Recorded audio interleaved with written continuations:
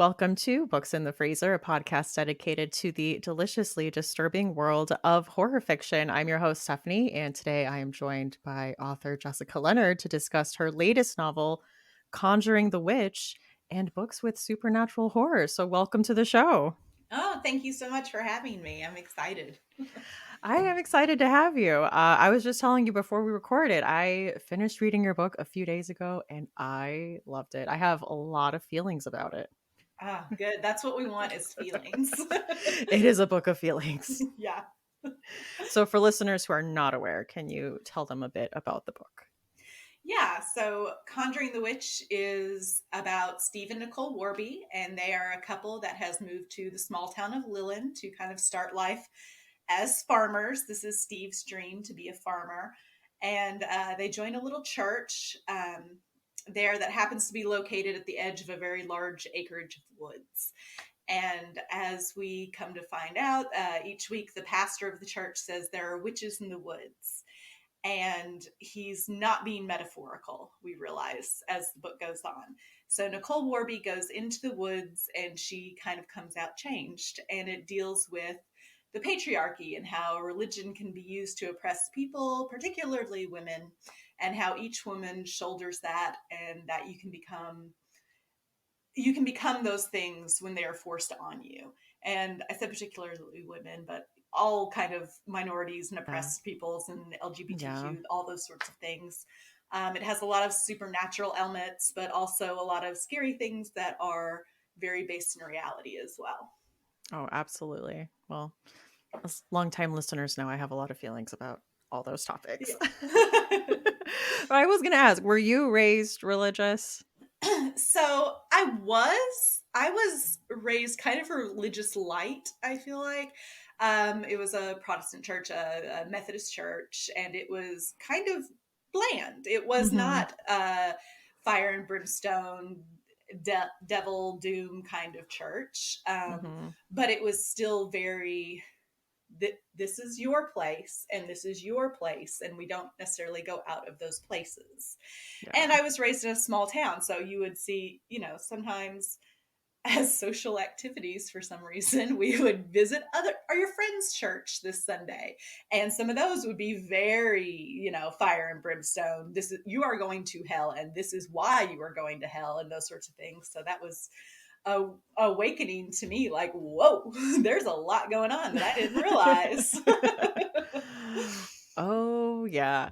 Well, I asked just because of the way the sermons are written. I can feel like when I read sermons written in books, I feel like I can tell when they were written by people who have heard sermons. There's like a very Yeah. particular way, I think, that pastors dance around certain topics and like very careful wording that is used that I'm Hmm. like, yes, that is what it is. It's that.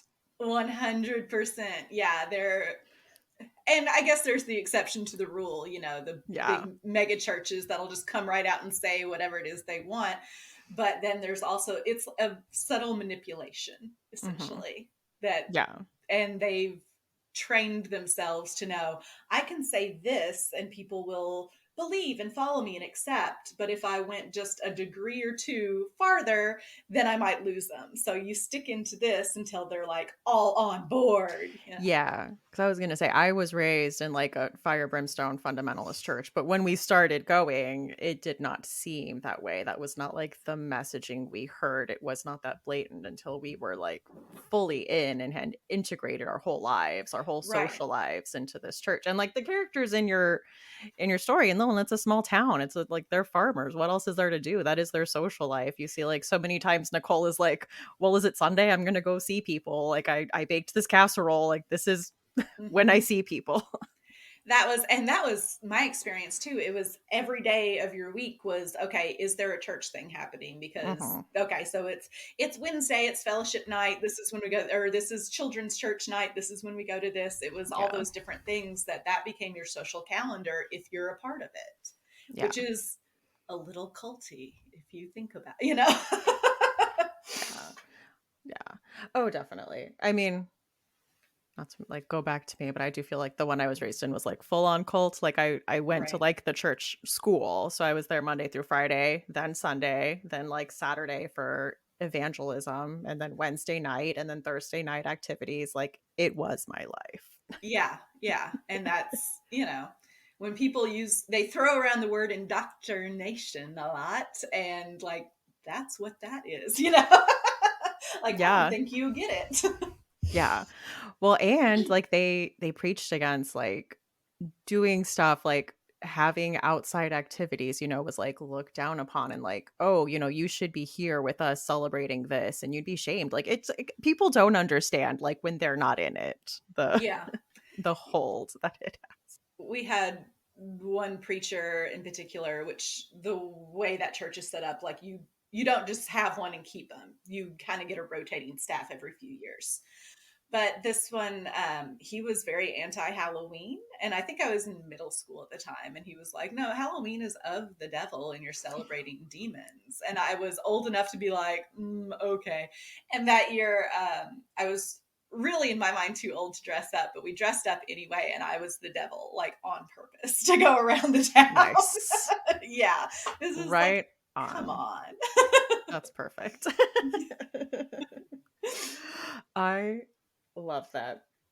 Yeah, but I don't know. There was a lot I liked about this. You know how it starts off with the woman's Bible study on Deborah with listeners who are not raised in Christianity. She is like a female prophetess, a judge in the Bible. Yeah, that's Deborah is so I was raised by my grandparents. My grandmother gave me a book about Deborah when I was pretty young, and Deborah's from the Old Testament, where it's even Hmm. less likely to have Yeah. a woman featured, and it's like she was a leader and she was a prophetess and all of those things, and she's like, look, this is what women can be, and I was like, what?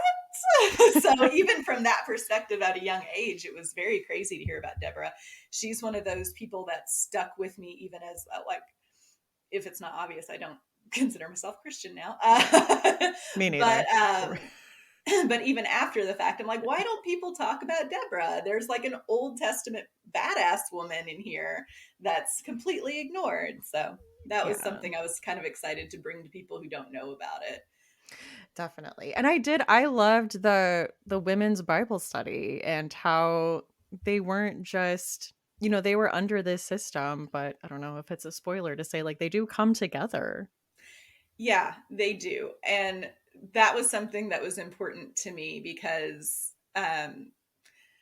raised in, so I'm 40. So I was raised in like coming of age in the 90s, and there was a lot of women were still, young girls were pit against each other, kind of. Yeah. We didn't fully get girl power yet. And then as I got older and I realized, like, oh my God, this is the most amazing thing ever. Like, sisterhood is where it's fucking at.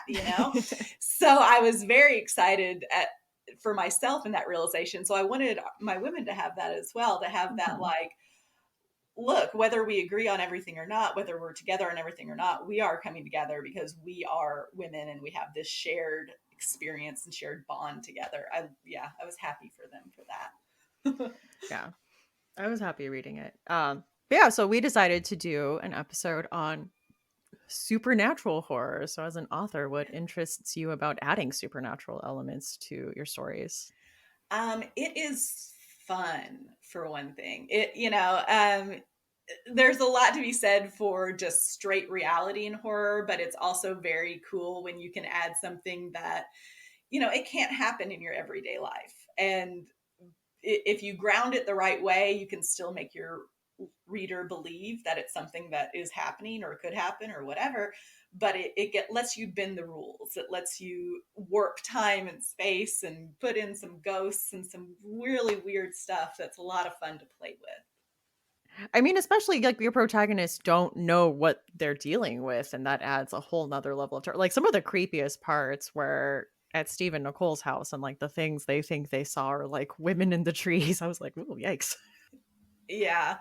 Yeah, I joke that I kind of abuse Steve Warby quite a bit in the book. Anytime anything really messed up is happening, it's happening to Steve. And like, sorry, buddy, this is what happens. This is what you get, I guess. But those were some of my favorite things to write. And while I was writing it, I didn't share it with anybody. but I would get those scenes and I'd be like, okay, I have to tell someone. So I would like read just these little out of context things to my husband and be like, was that scary? Did that scare you?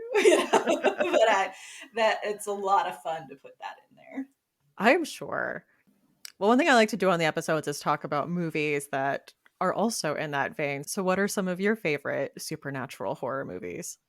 Okay, yeah, I can start that. I have one that I don't know if it's super known or not, but it's called I Am a Ghost. It's a 2012 film, and it is literally told from the perspective of a ghost named Emily, and she is haunting the house that she lived in, and is essentially doing the same things every day, like that residual haunting sort of way.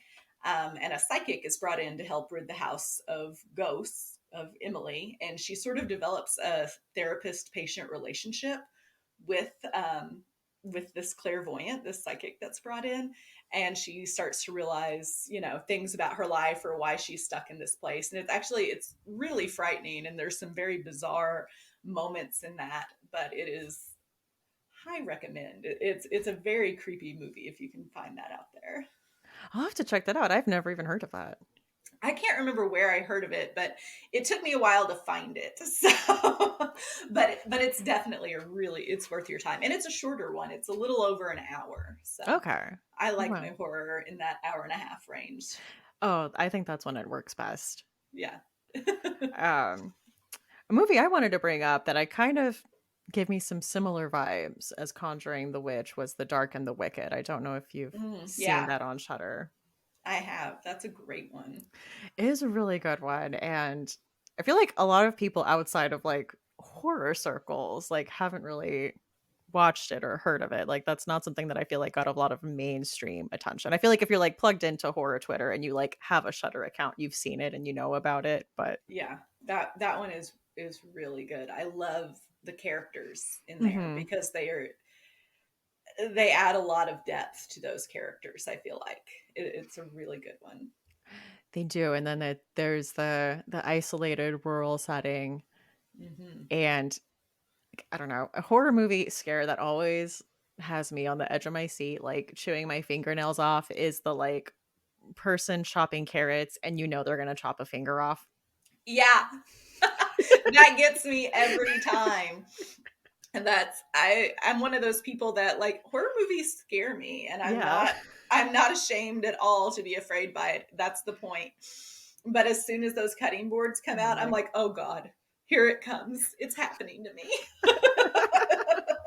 like I feel it with them. Yeah, that is a 2021 film called She Will. I don't know if you've seen that No, one. I haven't. Oh my gosh. So after I watched it, I saw it after I'd already written Conjuring the Witch and all of that. And towards the beginning, I was like, oh my God, this has very strong Jessica Leonard vibes. Like, I'm glad that my book's already coming out because it feels like, and it's not about what mine is about. It's about a woman, Alice Krige is actually the actress in it. And she's playing an older film star who's had a double mastectomy. And she goes to a wellness retreat in like rural Scotland, and while she's there, she learns about how witches were burned on that land. And she kind of harnesses this great power rooted in revenge. And it's beautifully shot. You should watch it just for the cinematography, if nothing else, because it's beautiful, beautiful, beautiful. Um, but it's also a really powerful story about how she is now viewing her body as changed, how she's viewing the world as changed and moving on from what she once knew. And there's a lot of really deep, beautiful things in there that are horrifying and wonderful all at the same time. So, Oh, I will have to check that out. I'm getting a lot of movie recommendations this yay. episode. I love that. I try sometimes. um, I wanted to add paranormal activity. I know the horror community is super divided on how they feel about it as a franchise, but I will say it scared the absolute daylight out of me when I So saw it. I controversial maybe. The first one did not really do it for me, but I thought the Really? second one was really good. The Like second one is good. I was gonna binge, like go through all of them because I get in those moods where it's like, okay, I'm gonna watch every Scream movie, I'm gonna watch Yeah, every Paranormal Activity movie. I do that. And and so I watched the first one and I was like, I don't know. There was a lot of dead space and maybe I wasn't in Mhm. the right mood or something, but it didn't hit me right. But that second one really did. So, but I'm a big fan of sequels and thirds and all that kind of stuff in franchises. So I can recommend the second one. I feel I haven't rewatched them in a minute. I feel like it's a strong, like, first 3, Yeah. and then I don't remember the 4th one, because usually, I will say, I'm usually a strong defender for, like, the 4th entry in a franchise is usually pretty damn good. Yeah, it gets that way. Absolutely. Some later stuff can, because it can go off the walls at that point. The rules are gone. It's great. Yeah, or it's like a return, because like, I'm thinking, like, Halloween 4, I stand by; Nightmare on Elm Street 4, I stand by; Scream 4. Oh, okay. Scream 4, I'm with you. Halloween 4. No, wait. Okay. Halloween 4 is good. Sorry, I had to get my bearings for a second. Halloween 5, I've made a No. stance. I will never watch it again. I couldn't I make it through. I've never finished it because I stopped, like, a few minutes into it. I'm like, "I don't know." Halloween is my favorite slasher franchise. Oh, So, yeah? and my son, he's 14. So we had gotten to like, okay, it's time to really get into the slashers because that's fun for a teen. And I rewatched again 5 with him and I was like, I am never doing this to myself again. This is so bad. So when you said 4, I was like, I almost had like a You're like, "I can't let moment. you get through this. I'm sorry." But no, 4 was okay. 4 was Yeah. good. 6 is actually my favorite, but Okay. that's, yeah, that's okay. How do you feel about the new trilogy? Mixed feelings. I thought the first one was pretty good. I thought it was a Mhm. nice return to the things. I liked how we had kind of flipped the characters. So Laurie was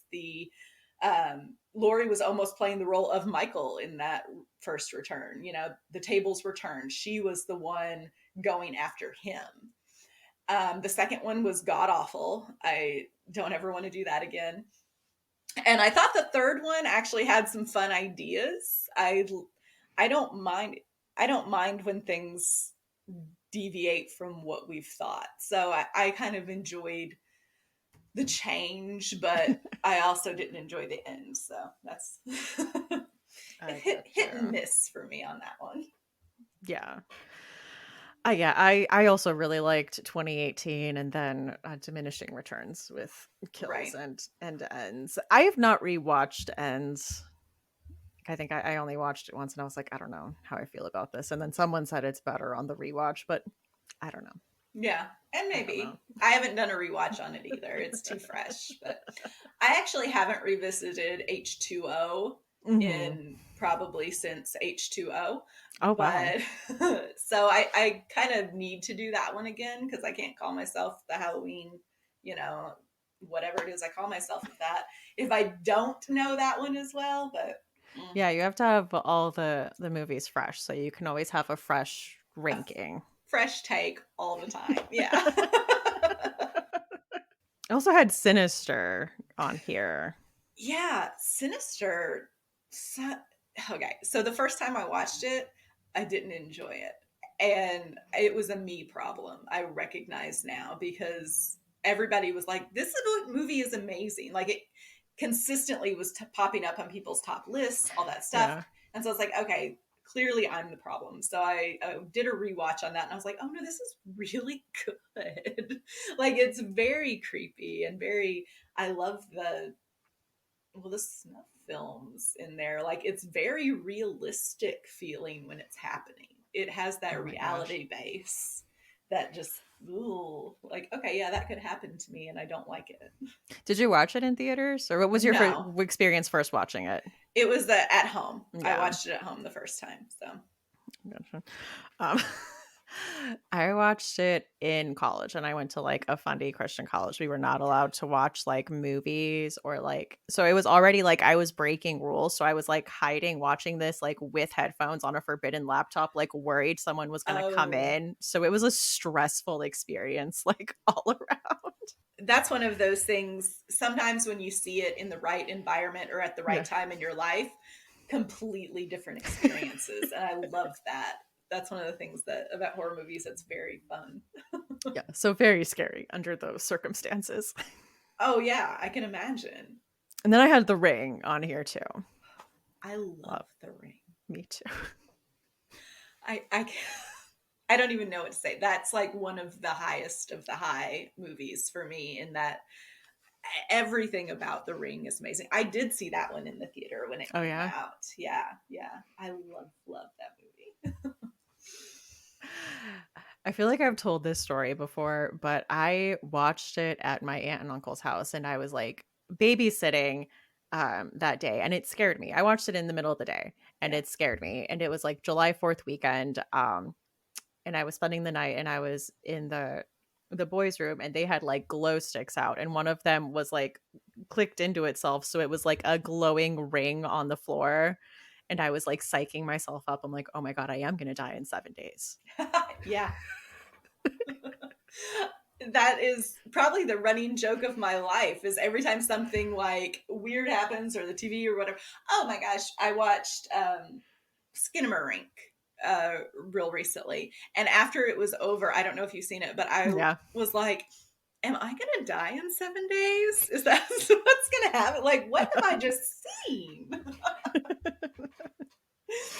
That's when you know it's a good horror movie when you're like, can I be safe now? Right. Is something going to happen? Did something come out? I have been like that. I'm very susceptible to horror. When I was a kid, I would watch Unsolved Mysteries. And anytime there was like a kidnapper or whatever, and he's still on the loose, I was like, well, he knows that I've seen this. He knows what I Yeah. look like. He knows I know what he looks like. He's going to come and get me now. Oh yeah. But I still have that. Oh, I still have that too. That we were in America's Most Wanted family. And you Mm-hmm. know how they have to introduce every segment. They're like in a quiet town where nothing bad ever happens. Like the morning of June, like 17th. This family woke up to tragedy. And I'm like, that's us. We live in a quiet town. It's going to happen here. They said so. Like We're going to wake up to anxiety. tragedy. Yeah. Anxiety spirals. Yeah, absolutely. I feel that 100%. This episode is brought to you by Fangoria, the world's best horror and cult film magazine since 1979.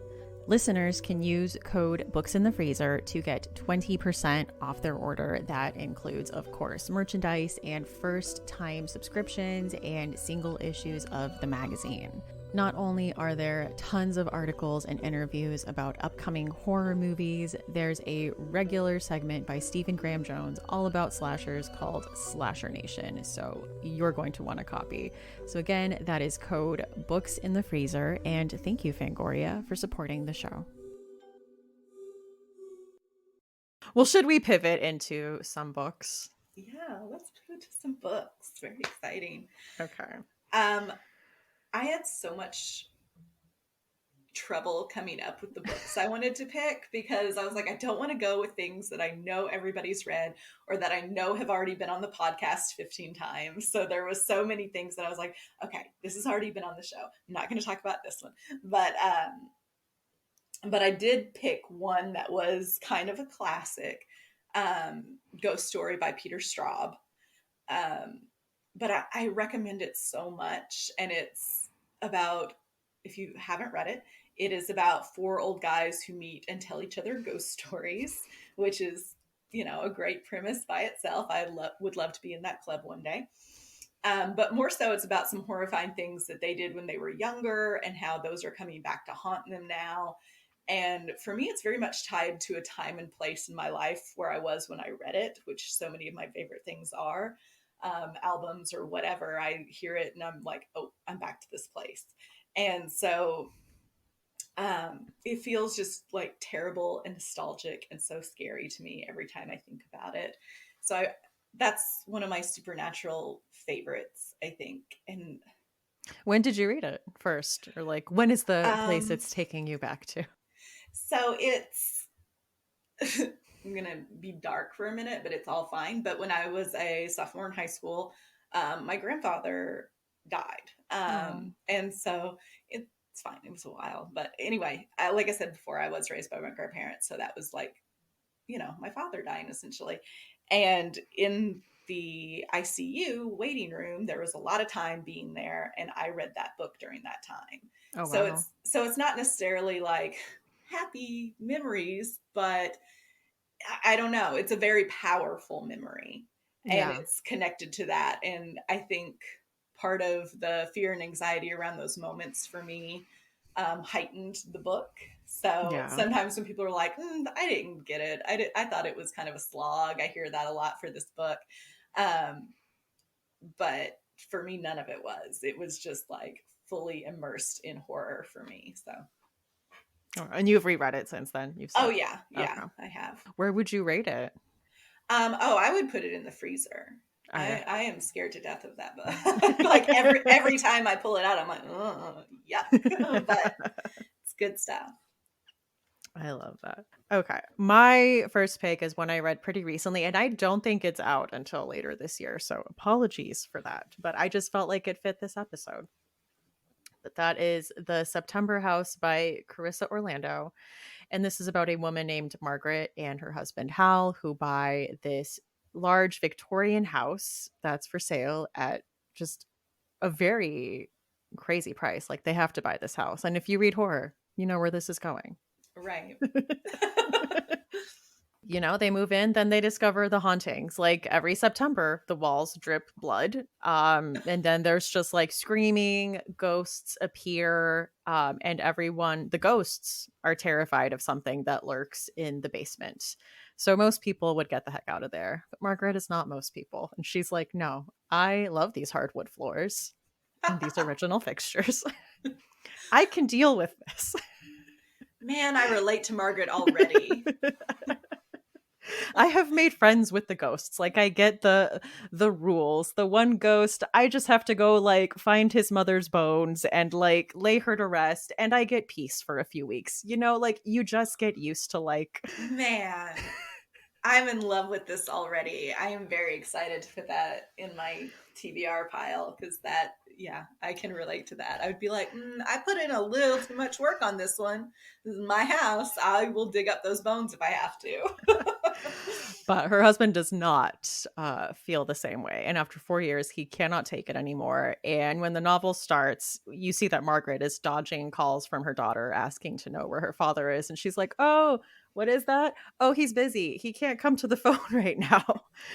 And as the story gets further, you kind of get into like what's happening. Margaret's daughter like insists on coming out. And she's like, oh no, it's September. This is the walls dripping blood time. And this is going to be rough. And it's just like, their interactions and her as a character, as a story, like it's just so weird. And I read this on a whim. Like I was at my hairdresser and I had brought my phone and I was trying to get files to open on my Kindle and like the Wi-Fi wasn't working. So like they weren't opening, but this one did. And I started reading it and I'm like, this is so weird. I'm obsessed with how weird this is. I I love that. I can't wait to for that to come out. That sounds great. It is. And I mean there was a lot there. Like Margaret and Hal had like Hal was very abusive to Margaret, and so you kind of see that she knows how to live in a situation that's not ideal and kind of tiptoe and figure out how to exist in a situation that could become violent, which is why she is able to live in this house and like learn what keeps her safe, learn the rules of living Okay. there, if that makes sense. Like it was very Yeah. interesting. But Hal never had to do that because he was the abuser and suddenly like that was switched and he had no control. Like I don't know, it was very interesting. Like I like that a lot. That's very cool. I would say this is a fridge. Should probably have checked when it's coming out from Berkeley, but sometime later this year. But Okay. that is The September House by Carissa Orlando. Very cool. My second one that I picked was Haunt by Laura Lee Barr. Um, Haunt is mainly in second person, which by itself I think is a very bold choice, but it really works here. Some of it is in third, depending on which chapter or character you're Oh. along with. So it kind of gives you those different moments, but it's a ghost story, and it's a mystery, and it's a ghost romance story, and it's all these different things pushed together. It pushes boundaries, I think, in a way that works really, really well. And so very often I find things that push boundaries are like, oh, you just did that for the sake of it. This is not doing that. This is doing Okay. this for a really great purpose. It has kind of a choose your own adventure style at moments where you're not actually going to flip to page whatever, but it gives you like these two, like, would you do this or would you do that? And then the decision is made for you on the next page, but it kind of shows you those options that were there for you and you just chose not to take that path. But it's about a you, and you are sort of researching the suicide of a woman who died in an apartment who is also maybe haunting that apartment. Okay. So it is a very, very unique book, very exciting. It's a quick read. I really recommend it a lot. It's been out for a while. It's an older book, but older in quotes. I don't know what that even means Yeah. anymore, but I really strongly recommend picking up Haunt by Laura Lee Barr if you want to see something a little bit experimental Mm. um, and a little ghosty. I do. I am not familiar with this. This is going straight to the TBR. Nice. I I I do love experimental stuff. Even when it's like I'm just doing this to do it. I'm like, I know, and I love it. Excellent. Okay, good. I'm so glad. Yes, that's one of those, you find people like, I just want a story. And it's like, okay, I get that, but try this other thing though, because Yeah. it's going to blow your mind a little bit. My next pick is a book that came out earlier this year. It's the 13th episode by Craig DeLuey. I think it came out in January. But this is about a film crew that they film a paranormal like ghost hunting show called Fade to Black, and they're up and coming. They're a whole crew, but the main stars of the show are like a husband and wife team where like the husband is a believer and the wife is a scientist and she's the skeptic. So it's kind of playing on like those, The Mulder and Scully. yeah. I was gonna say Sculler and Moldy, and like it was in my head, and I was like on the tip of my tongue, and I'm like, that's not it. Get it right. That's what I'm here for. I got you. And they want to do something memorable for their 13th episode, so they go to this place called the Foundation House, which was like a foundation for like paranormal research that um something happened there, but it's about to get bulldozed over to make room for a resort that they're going to build there. So this is kind of like their one shot to do this and get like high ratings. This is written kind of found footage style where you get like talking heads from each of the cast members and like journal entries. And I think if you're a found footage fan, it really works. Also, you have to suspend your disbelief like in these situations. Like, yes, the stakes are really high and someone is taking the time to write a journal entry. Like, just go with it. Okay. This is just like where the story is. Okay. Yeah. But I had a lot of fun with this. Like, it gave me what I wanted out of that premise. Like, when you tell me, like, ghost hunting show is staying at this, like, really haunted location and things go haywire, um, it gave me exactly that. You get to know all of the characters. Like, I think Craig DeLuey's character work is really good in, like, every novel I've read by him. So I liked that aspect of it. And yeah, I just think if you're, like, a found footage, like, supernatural you want like a ghost hunting show book, this is that. That is uh rating wise, where would I put this? I would say this is between Fridge and Freezer. There was some like really creepy moments. That's good. That sounds like a lot of fun. I'm excited to look at Yeah. that. That is the 13th episode by Craig DeLuey. Okay. And then my third pick I have is All Things Cease to Appear by Elizabeth Brundage.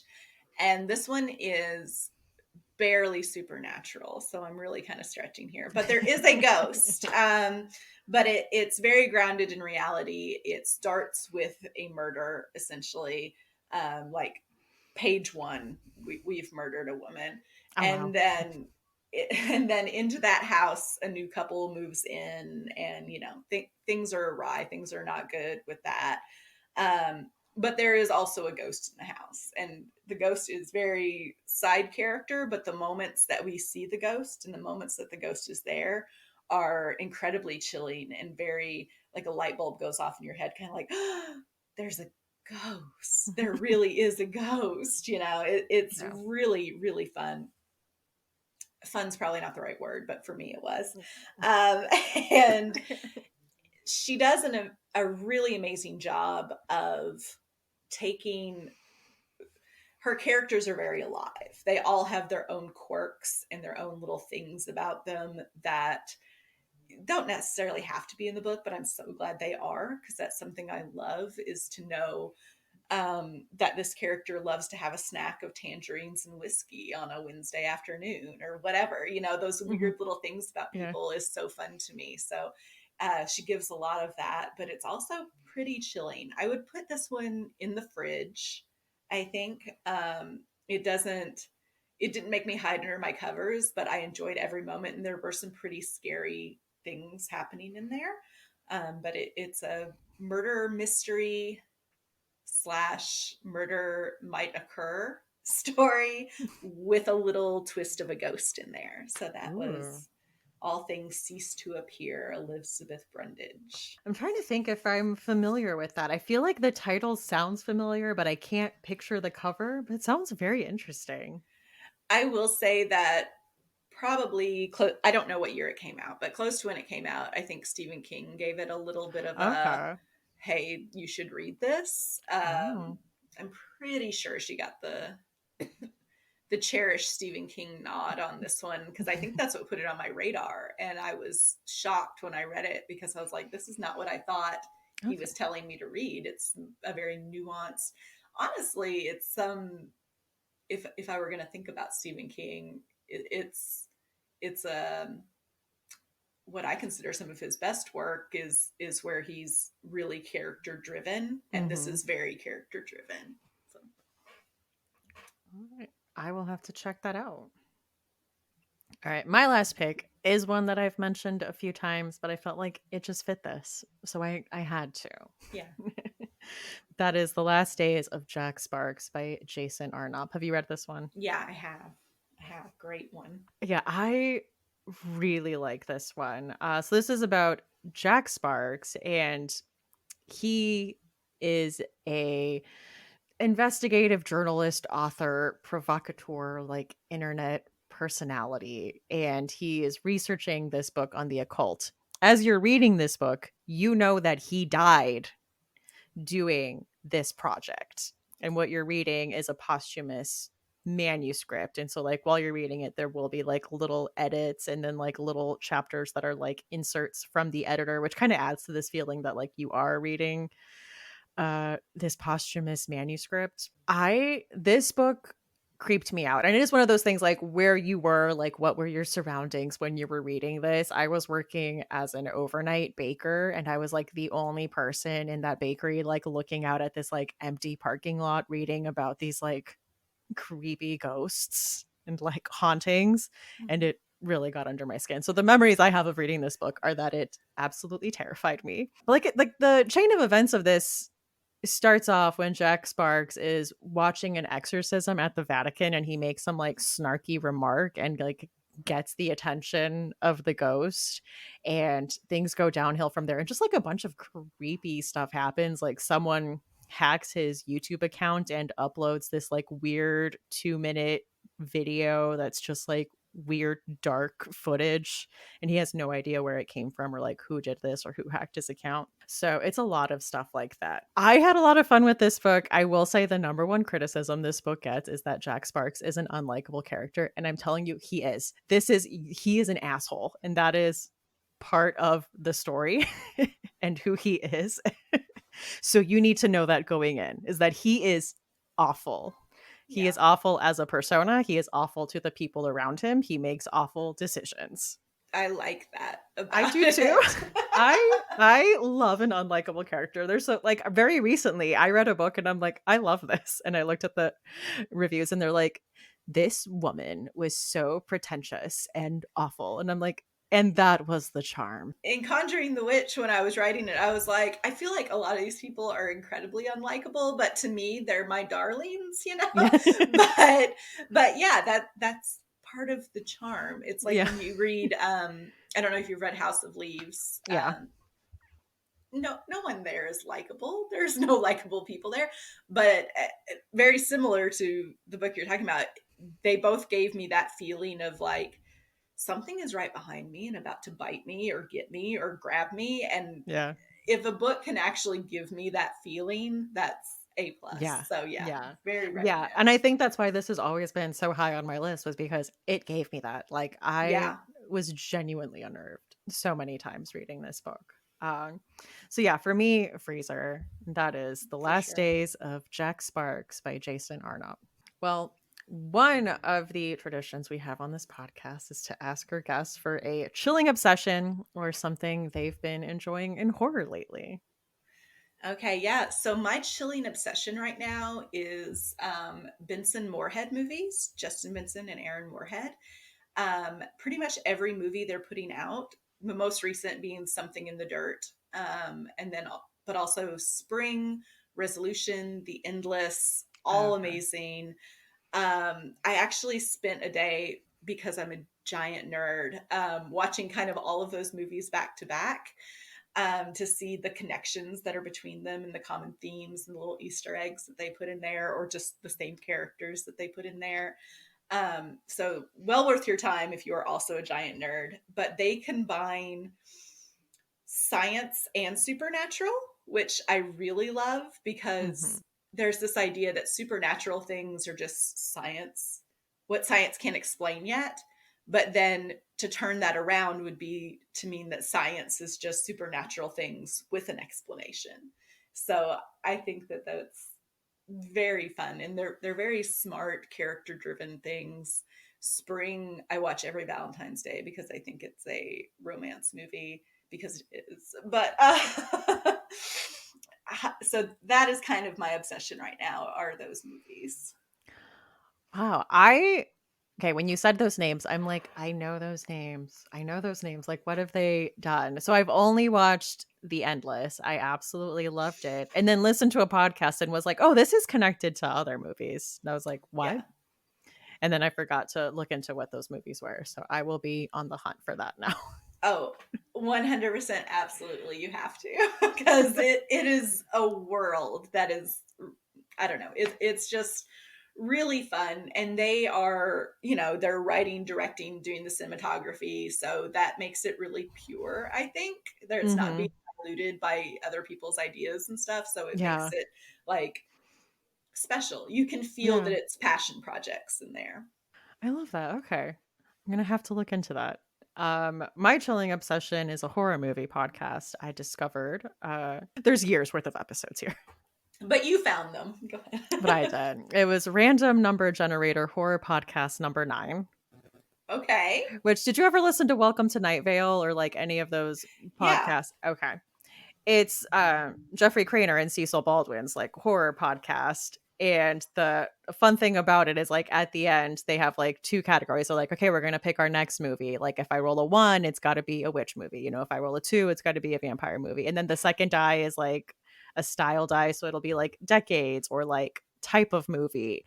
And, they mix the two together and have to pick their next movie that they're doing the episode on. I So, love that.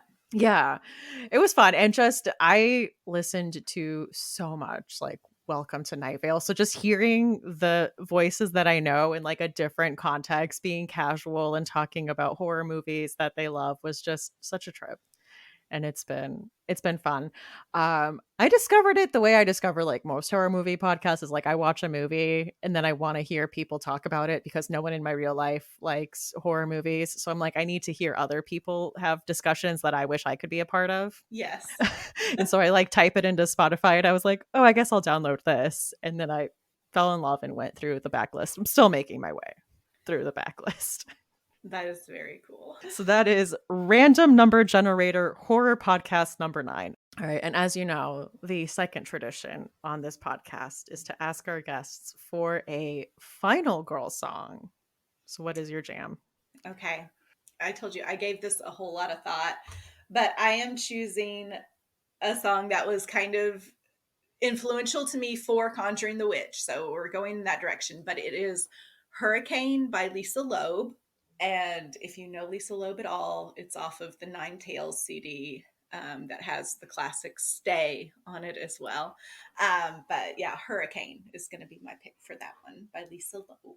Okay. I am adding that to the playlist. I will say I actually don't know much about Lisa Loeb, but I listened to that audiobook. I don't know if you saw that, like 90s bitch, like No. it's a nonfiction book, so it's got a whole subtitle. Let me make sure I get it right. Yeah, This because now I 90s want it. bitch, 90s bitch, media culture and the failed promise of gender equality. Oh, Uh, yeah. my heart. You just named my soul. Okay, ready? Oh, it was wonderful, but they did talk about Lisa Loeb and the way that she was interviewed and covered and talked about it. I was like, I am mad for her. And I was like, I actually don't know who she is. Let me look at a picture of her. Oh, she's iconic. She's the cat Yeah. eye glasses, you Well, know. that's the thing. It's like everything about her was like, she's wearing these glasses. Are they real glasses? Did she bring nerdy chic back? So that album, Nine Stories, is so that again, that's another place and time for me. I bought it. I was in, I think, seventh grade, and it was poetry. Like it's poetry and it's rock and roll and it's very cool. And I love everything about that album. But that I actually stole a line from that song Hurricane for the book. So Oh. So it was definitely meant to be your final girl song. it was, yeah. All right. Well, I will be adding it to the playlist. Thank you.